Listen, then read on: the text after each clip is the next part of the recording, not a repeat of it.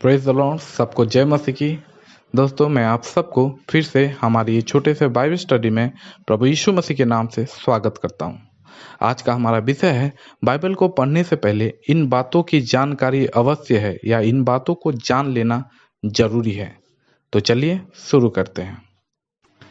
जैसे कि हम जानते हैं, बाइबल को लिखने में करीब 1500 साल से ज़्यादा का समय लगा था और इसको परमेश्वर ने 40 अलग अलग लोगों को लेकर लिखवाया था। बाइबल में दो हिस्सा है, पुराना नियम, नया नियम। कुल मिला के 66 पुस्तकें हैं इसमें। पुराने नियम में 39 पुस्तकें और नए नियम में 27 पुस्तकें। पुराने नियम को हिब्रू या हिब्रानियों भाषा में लिखा गया था और नए नियम को ग्रीक या यूनानी भाषा में लिखा गया था और आज हमारे लिए ये विभिन्न भाषाओं में अनुवाद किया गया, जैसे कि हिंदी हो, इंग्लिश हो और दूसरे भाषाओं में। वैसे ही विद्वानों ने उसके विषय के अनुसार बाइबल को कुछ हिस्सों में बांट लिया। जैसे कि पुराने नियम को 5 हिस्सा में बांटा गया उसके विषय के अनुसार और नए नियम को 4 हिस्सों में बांटा गया उसके विषय के अनुसार। पुराने नियम का 5 हिस्सा है व्यवस्था, इतिहास, काव्य या गीत बोलते हैं हम, बड़े भविष्यवक्ता और छोटे भविष्यवक्ता। व्यवस्था में 5 पुस्तकें आते हैं जो कि उत्पत्ति से लेकर व्यवस्था विवरण तक होता है। इतिहास में 12 पुस्तकें आते हैं जो कि यहोशू से लेकर एस्टर तक आते हैं। काव्य या गीत में 5 पुस्तकें आते हैं जो कि अय्यूब से लेकर श्रेष्ठ गीत तक आते हैं।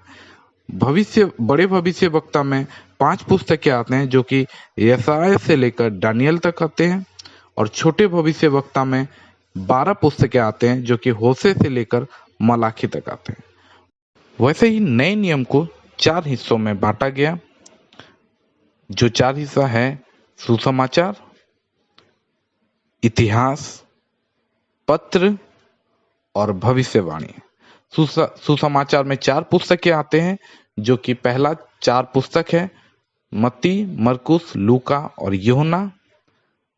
दूसरे में इतिहास में 1 पुस्तक जोड़ा गया जो कि प्रेरित का पुस्तक है, या प्रेरित पुस्तक में हम ये बोल सकते हैं कलीसिया के इतिहास के बारे में लिखा गया है।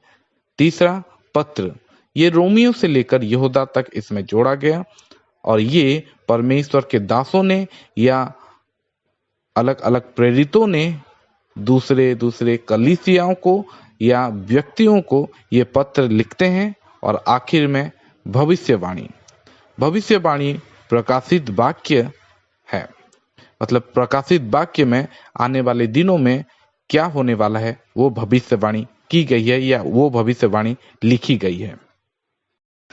जब बाइबल लिखा गया तब बहुत ही साधारण तरीके से लिखा गया है, मतलब शुरू से लेकर अंत तक ऐसे ही लिखा गया था। तब अध्याय और आयत नहीं बनाया गया था, मतलब चैप्टर और वर्स नहीं बनाया गया था। लेकिन विद्वानों ने हमारी सुविधा या हमारी सहायता के लिए ये अध्याय और आयत बनाए ताकि हमें निकालने में या पढ़ने में सुविधा हो सके। जैसे कि अगर हम किसी को बोलें कि यूहन्ना के पुस्तक में यीशु ने कहा मार्ग, सत्य और जीवन मैं हूँ, ये कहाँ पे लिखा है, ढूंढो, तो ये यूहन्ना के पुस्तक निकाल के ढूंढने में हमें थोड़ी परेशानी हो सकती है। लेकिन उसी समय अगर हम किसी को बोलते हैं कि यूहन्ना का 14 का 6 निकालो, तो ये निकालने में बहुत ही आसानी हो सकती है। ये चैप्टर और वर्स लिखने में स्टीफन लैंगटोंग नामक एक व्यक्ति 1227 में आरंभ किए थे और उसके बाद इसको रॉबर्ट एस्टियन नामक 1551 में इसको खत्म किए या इसको बनाए पूरी तरीके से, जो कि आज हम पढ़ते हैं। दोस्तों, बाइबल को पढ़ने से पहले हमें कुछ बातों को जानना जरूरी है। जैसे कि पहले कि क्या कॉन्टेक्स्ट है, मतलब कौन सा संदर्भ किस विषय में कहा जा रहा है। दूसरा विषय, हमें ये जानना जरूरी है कि ये कौन बोल रहा है और किसको बोला जा रहा है, या कौन लिख रहा है और किसको लिखा जा रहा है। तीसरा विषय, हमें ये जानना जरूरी है कि जब ये लिखा जा रहा है तब पीछे की कहानी क्या हो चल रहा है, मतलब जब ये लिखा जा रहा है तब कौन सा समय था और क्या चल रहा है वहां पे। चौथा विषय, हमें ये जानना जरूरी है कि आज के ये जमाने में या आज के ये समय में हमारी ये क्या सहायता कर सकता है। तो अगर इन बातों को हम जान लेते हैं पहले जब पढ़ते हैं, तब ये हमें अनुवाद के लिए या इंटरप्रिटेशन के लिए या समझने के लिए बहुत सुविधा हो सकता है और हम सही तरीके से बाइबल को समझ सकते हैं। तो दोस्तों, जरूर जानें कि जब हम किसी भी वर्ष को पढ़ते हैं, किसी भी आयत को पढ़ते हैं, तो उसके संदर्भ को जान लें। संदर्भ को कैसे जानेंगे?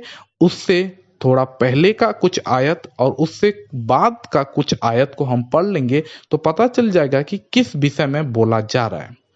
दोस्तों, पढ़ने से पहले इन बातों को जरूर ध्यान में रखें और बाइबल पढ़ने से पहले प्रार्थना जरूर करें ताकि पवित्र आत्मा आप सबकी सहायता करे। धन्यवाद। जय मसीह की।